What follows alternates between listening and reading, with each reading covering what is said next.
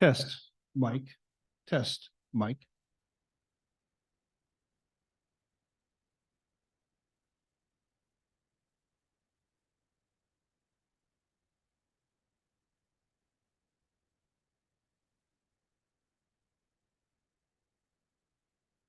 Test, Mike. Test, Mike.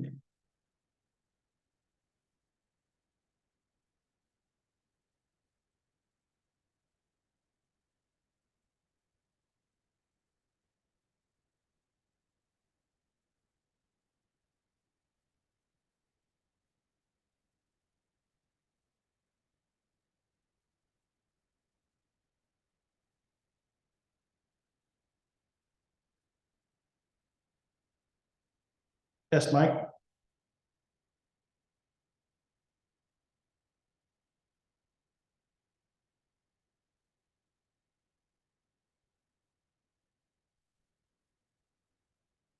Test, Mike.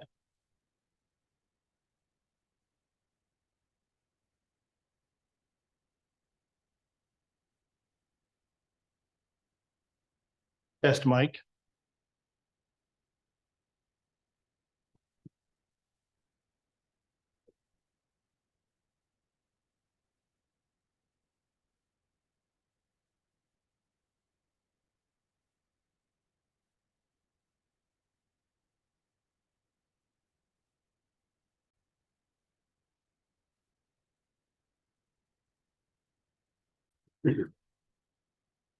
And you're on. Thank you. I call this regular meeting of the Historic Preservation Commission for the town of Clarkdale.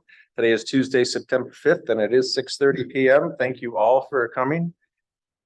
Could I have a roll call, please? Commissioner Emmett. Present. Commissioner Biggins. Commissioner Lindner. Present. Vice Chair Gabar. Here. And Chair Gibson. Present. Thank you. Is there any public comment at this time? Break. Good afternoon, commissioners and chairperson, and so forth, audience as well. My name is Drake Meinke. I'm going to give you an awareness of the 901 Main Street building, of what's going to happen there down the road as a concept and so forth. And we're going to be working on that building in many phases. It's going to take quite some time to finish out the project, but we're going to start off with the window displays that face the Main Street and 9th Street. That'll be one of the first things that we pursue on restoration of the building and to display the building to the public in a better light than what it currently is and so forth. We're gonna excuse me, we're gonna restore the front windows and facade and the display showcases. That's what we're after first. Behind the showcases, that's a different story. That's going to come down the road and so forth.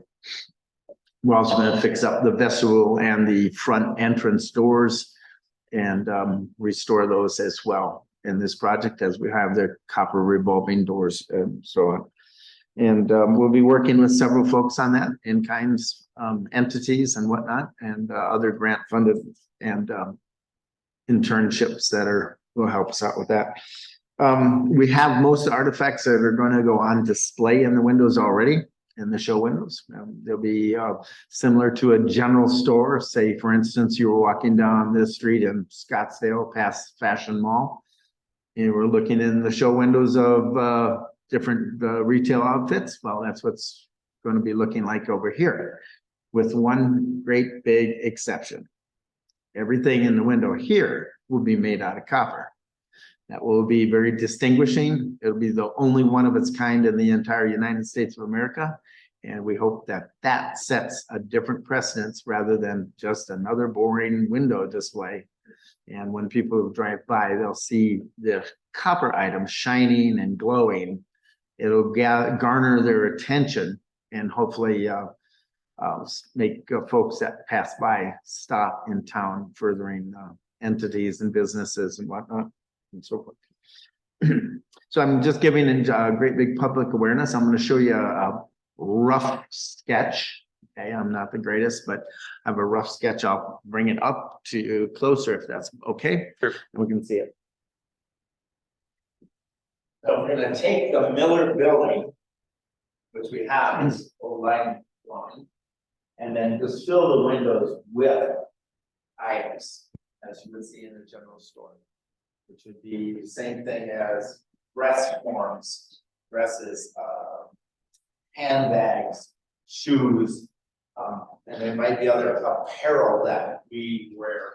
So it's gonna be more focused on apparel, but also items that we find in the general store. Looks like it did in history. There were toasters in the window, there were stoves in the window over there at one time, I guess. We will have a copper stove, we will have a copper toaster, we'll have copper dresses, we'll have copper hats and copper and mannequins. So to show you what those dresses will look like, it's really quick. That box here, not gonna bore you to tears with boring dresses. Oh, We got some really nice clothing. And, you know, a nice fashionable dress that's gonna be attracting folks as they drive by. You know, and many other dresses similar to this, and clothing, pants made out of copper, shorts made out of copper. So we'll have copper shoes as well in the windows, hence the copper museum, of course. What size are those? Nice looking pumps. Pumps, right? Yes. What size? Yeah, throwing the size are stabs down, these fashion stuff. That's right. We'll have that kind of stuff in the window display and hopefully attracts to the public passing by. And then, of course, later on, we will. Pursue inside the building and opening that all up later on, but right now, beautify Main Street. Make it look filled, get more businesses in town and get more people to actually get out of their cars and rather than pass through Clarkdale. So that's about all I have to say. Great, thank you. Do you have any questions, commissioners? Nope, okay, thank you. And the timeframe, I forgot, somebody asked at the last meeting, the timeframe.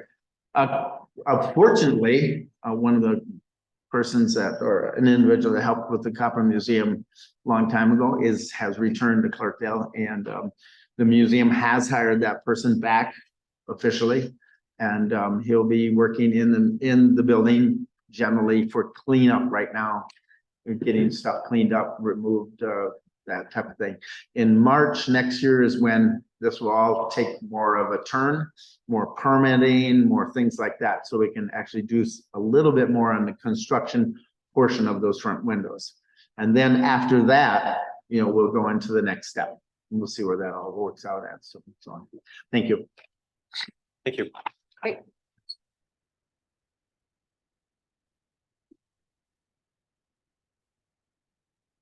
Okay, seeing no other public comment. We can move to item 4, approval of the minutes. I will entertain a motion to approve the minutes. I will make a motion to approve the minutes. Can I have a second? Thank you.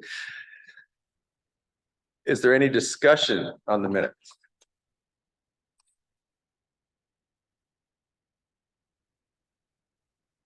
Okay, well, the one thing that, okay, I think we corrected the one that originally went out. Okay, all right, so hearing no discussion then, all those in favor of approving the minutes of the regular meeting held on July 18th, 2023? Aye. Aye. Okay, we have 4-0. Great. Okay, let's move on to item number 5 then. Discussion items only. We have a report on the Bitter Creek Bridge. Good evening, commissioners. Before you have a very brief.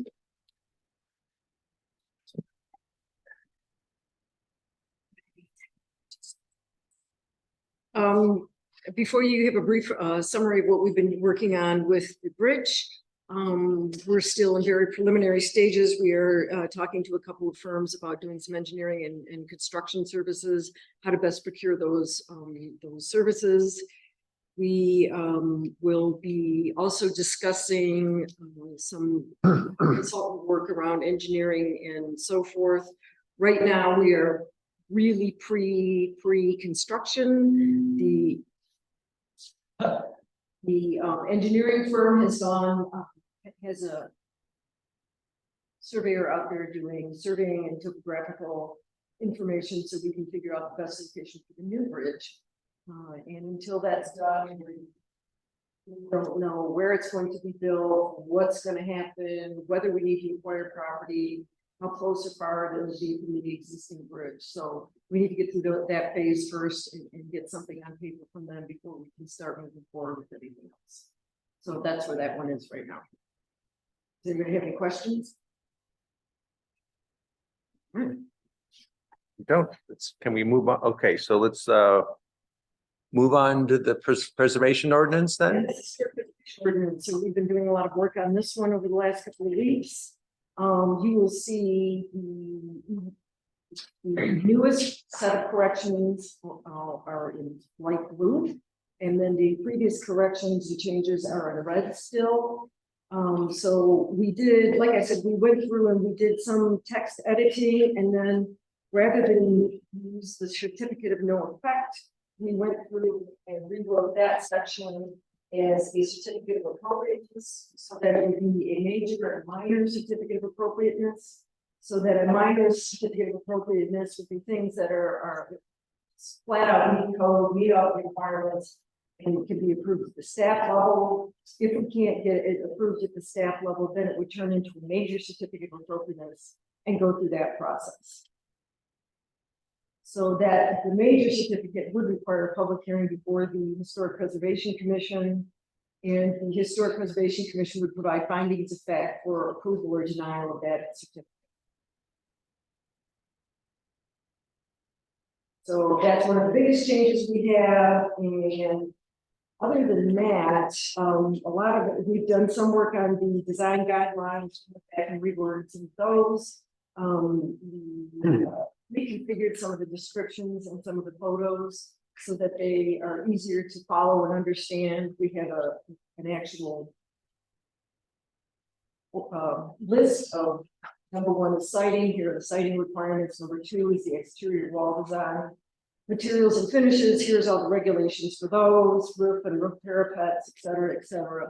So we went back and we expanded a lot of the detail for those. Looks a lot more like the Williams Right, we went back. And document. we looked at Williams, we looked at Cottonwood again, and then we went back and we added some of the concepts that they included, so it's more detailed and it provides more guidance, we think, to the applicants than what we had previously. We cleaned, yeah. Despite the best coverage, we did have one of the captions change itself with another one, so we're gonna have to fix that again. So I'd be happy to answer any questions. We do have Tom spent a lot of time on this chart so that there is a flow chart included on how this process works. So everybody can understand it, which we think is going to be very helpful to people who have not done this sort of thing. Well, I would like to start out by commending the staff with this improvement in this version, because to me, this was a vast improvement and it simplified things. And I think it also might take a little bit of remove some of the fear that some of the people were having on how this was going to work and affect them. But I do have some other things that I want to talk about, but I'm going to let some of the other commissioners talk first, if they would like. Commissioner Lindner, you have anything to? Yeah, I had just a couple things. So I agree. I think that this version was just greatly improved. It seems like process as well as clarity and organization. It was just easier to understand. And I had a question about the minor certificate. So I understand that process, but what kind of public notice is given that something like that has been issued? Because I think that that is one of the things that we're kind of looking for when somebody sees a change. And they might approach this commission and say, what's going on with that building? And it's like, well, I don't know, it never came to me. So what kind of notice can we put out there for the public that a project has been approved? Is that something that can go in the Friday report or something like that? I think that would add a lot to it.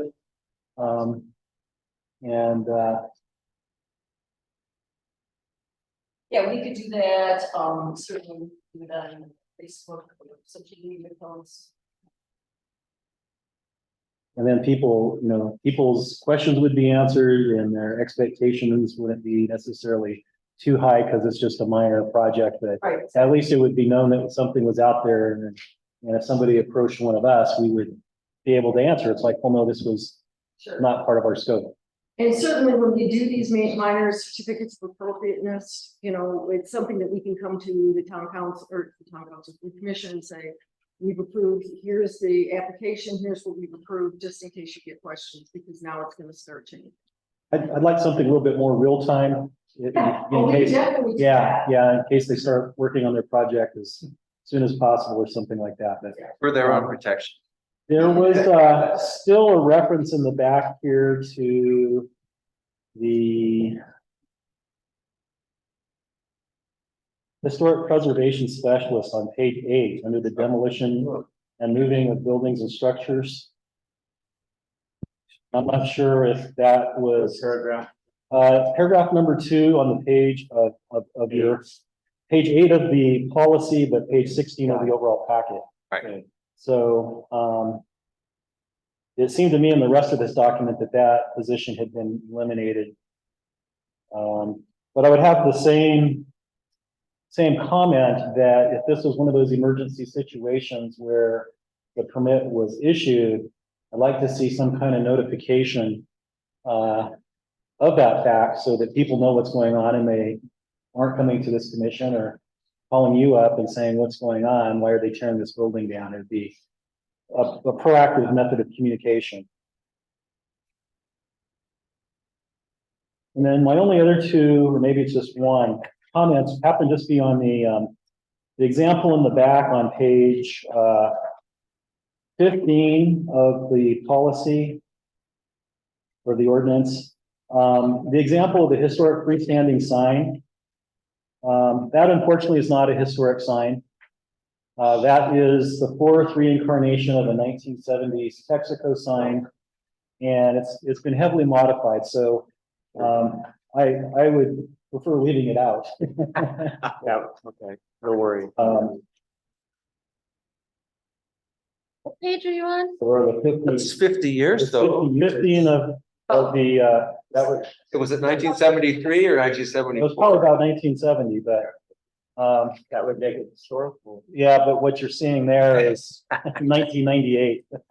Oh, this is a 1998 version? That's the 1998 version, because there's been several, there's been, yeah, in fact, the sign used to point the other way. I've seen this sign in old photographs. It was with me. I could bore you with the history of the sign, but I won't do that. Yeah, we'll take it out. Yeah, I think that's just the best thing to do there. Yeah. That's all I had. Thank you. Commissioner Emmett. Did you have anything, No. any comments? Uh-uh. Vice Chair Gabard. Just like I said, I think it looks really good. I do have several comments. Most of them are sort of editorial in nature. Can I send those to you? Sure. The one section that I still am still wrapping my head around was this certificate of hardship one. And so and so I was wondering if in that section there could be something to the effect that there should be some collaboration with the historic preservation specialist with applicants in applying for appropriate grants, as opposed to just not supporting them. Because there's federal, state, county, and maybe at some point a town grant might even show up, right? Just so that that's kind of looped in, so that gets included in the process. So it's a step that is included. We can certainly have Tom do yet another flow chart with the certificate of hardship and add that in. Right. Okay. That's the only thing I had on that.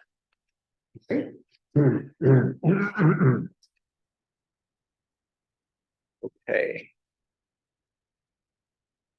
And so we could move on then. And so that's gonna come, is that gonna, what's the schedule, what's the program or schedule for the rest of that, possibly getting in front of the town council? So we will get a final draft for next month Okay, and make these changes.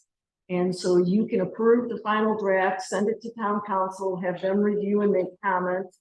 And then we'll probably, if there are a lot of comments, bring it back to you guys and flush those out. Or just see what they come up with. And then after that, we start the actual formal text amendment process, which is, you know, a neighborhood meeting, then a hearing before the planning commission, okay, and they make a recommendation to town council. And then town council can approve, deny, send it back for more work, make changes, all those things. So we'll probably, let's see, this is September, in January, probably have it finalized. okay. Is there a legal review that this needs to go to? Yes. Would that would occur before you would take it to all these public meetings and so Yes, forth? yes. Isn't it be like a first reading and a second reading? We Or only something do like one that. reading here, Okay, so. So once we get the final draft, and get your comments on that, then we'll take it to town council and then send it to the town attorney for review before we take it out into that public hearing process. it'll be kind of like the workshop thing format we did with the council and design review board. and Yeah, planning we commission. just said, you guys give comments, take it to town council, have them make a recommendation, and then bring it back or work through whatever language changes there are. Right. Okay.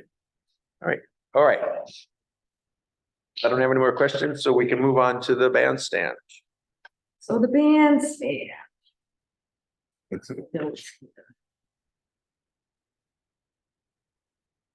So we did meet back in July on the 12th with the engineering firm ASE. We had representatives from Woodruff Construction up here as well, and then we had half of SHPO come up. And they also weighed in. We had the state architect, we had Eric Bondi who's their preservation programs manager, and then we also had Adriana Urbana, who's new at SHPO, and Jessica Lapata, who's their grants coordinator, also new at SHPO. So it was a good experience for them to get up here and take a look around and see what we had. And so you have a kind of a summary of what we discussed underneath the bandstand, looking at the bandstand, in the attic of the bandstand, up in the rafters and all of that. It was rather interesting to hear some of their comments. They had a suggestion about, the most interesting suggestion I thought was not putting the ceiling back and uplighting the rafters and the framework in the roof, because it's utterly amazing. And it's something that most people don't get a chance to look at. So that's one of the things that we can consider when we get the bandstand application back around. But it was a very productive meeting. I included this is what we'll be working with ASE on. We've already signed this agreement, and they are working on their assessment now. They did have engineers come back up. A couple of weeks ago, we walked back through the property underneath, looked at the Burns joists, how to fix those, looking at some of the posts that are girdling, just a lot of the things we've already looked at. There are 2 support members that are missing underneath. So whether that's overspanned or not, they're going to determine, and some of the other improvements that need to be made. So both of the meetings, like I said, were very productive. We got quite a bit done. And I think that we've got somebody that's taking a serious look at it and is going to provide us a lot of detail on how to proceed. So any questions about that? Commissioners? I had a comment. So this was a meeting that this commission wasn't welcome to attend. And there's other things that have occurred, in this other engineering report that really there's some things that I could have added to clarify, and I think other commissioners could too. And I believe we have just as good of credentials as some of the folks that you mentioned that are very new to SHPO. And they're in the area of grants and other types of things, not necessarily the historical nature of the bandstand. So I think we still have a little bit of ways to go on being inclusive and getting some input, because it really does impact the outcome of the project. The one thing I did see, I think it's in the engineering report, has to do with wanting to replace a bunch of the rafter tails or something like that, because of the fascia board. Well, the fascia board is not historic to the structure. That's something that was added very recently. So, in fact, the structure looks much better without a fascia board on it. So, I would make that strong recommendation that we don't go and make a whole lot of modifications to support a non-historic element on the structure. The other thing that is disappointed a bit, because I did bring this to the attention of the town manager, and I believe other members of the town staff, but we keep on referring to fire damage on underneath the structure. And if that structure had truly caught fire, it would have burned to the ground, or you'd see it all over the place. It's limited to a few joists, and charring of cedar is actually a wood preservation technique, a very well-known one. Prevents termites, it prevents dry rot. It actually strengthens the wood. And since we haven't had the opportunity to crawl underneath there ourselves, but I think what was represented is that it was very close to the stairs. It makes perfect sense that that probably was a preservation technique for that joist that was going to receive the most weather. So I just think that we need to open our minds to probabilities of what that is and not continue to tell everybody that the structure was on fire. So thank you for bringing that up. I can address that concern. So when we did crawl underneath there with SHPO, with the state architect and with the preservation experts, they all looked at it and agreed that this was fire damage, that it was not a preservation technique, that it did not model that at all, that this was definitely a fire, that there was fire damage to those members, and that the balance of the fire damage was likely removed and rebuilt. So that's, well, I appreciate the idea that the concept that could have been what it was. Yeah.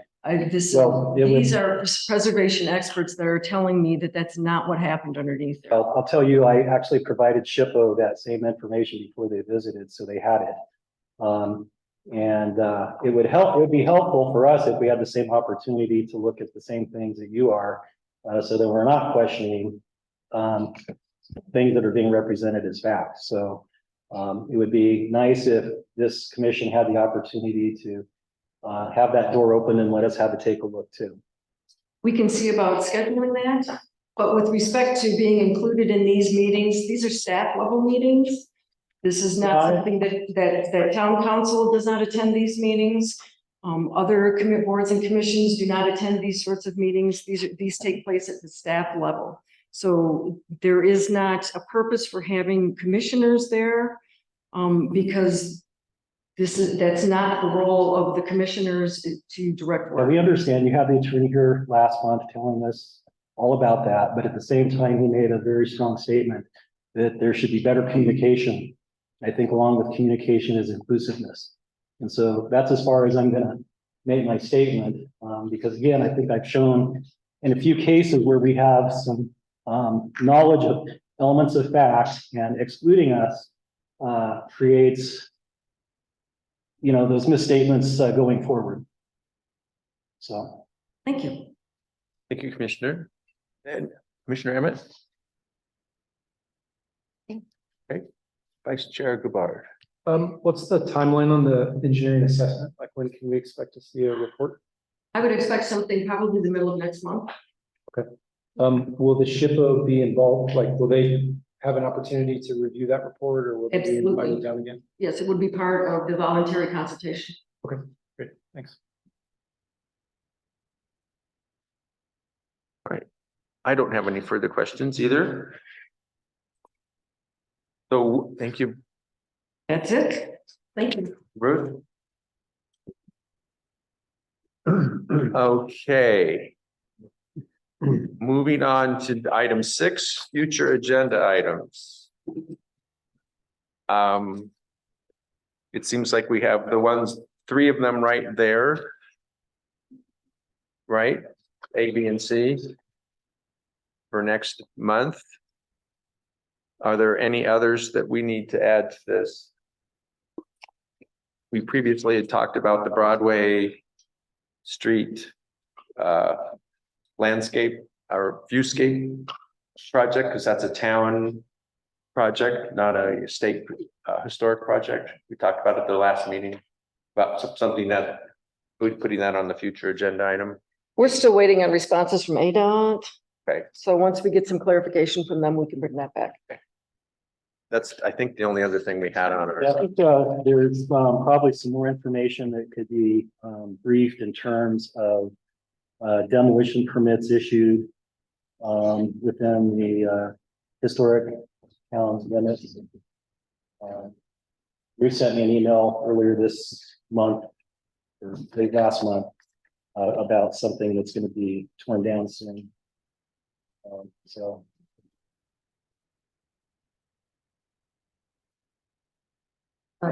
Can I ask a question going back to the Bitter Creek Bridge?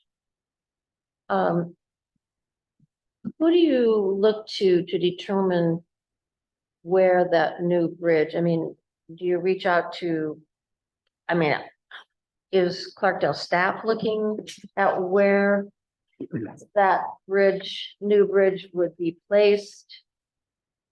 That's an engineering decision, so that's why Yeah. they're going through and doing the surveying and all of the topography. So we can figure out if we start on this side, where does it go on the other side? Where's the best place to start on this side? Where's the best place to end on that side? So it really is, it's an engineering decision, and that's just for the topography, whether that fits or not. Once we do the topography, then we have to do soil analyses and studies to make sure that the soil underneath it will support the weight of the bridge. How far down to bedrock? So do you contract this out to? an Yes, we engineer? absolutely contract this out to engineers. And they are looking at it now. Right, Okay. right now, we are still, they are working on the survey and the topography. So that will take a while. It hasn't been done down there in quite a while, so we really need, they need to be very careful about where they go and what they do. But yes, they are working on it. Thank you. Are they to provide like just a best spot or a possible, like several possible locations if more than one exists? Yeah, if there more than one exists, I would expect them to do that, yes. That's typically what happens. In this case, the topography is such down there as I think we're gonna end up with one. But certainly if there's more than one, they usually go through and they'll tell you, here are the 4 spots we've identified. These are the pluses and minus, plus and minus, plus and minus.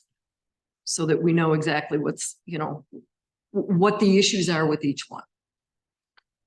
So that's being paid for out of this grant that was. Right. Okay, and we'll get an update at the next meeting, so.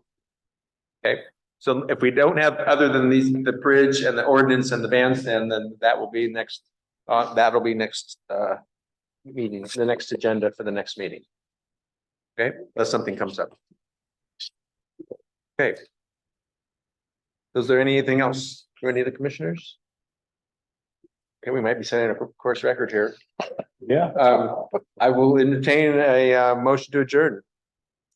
make that motion. Commissioner Linder, thank you. I second that. Emmett, Commissioner Emmett, thank you. Is there any discussion? Hearing none? All those in favor? Aye. Aye. Commissioner Emmett? Aye. Okay, meeting adjourned. 7:02. Whoops. All right, well, I guess I'll make Phoenix on time. Yeah, I would say true.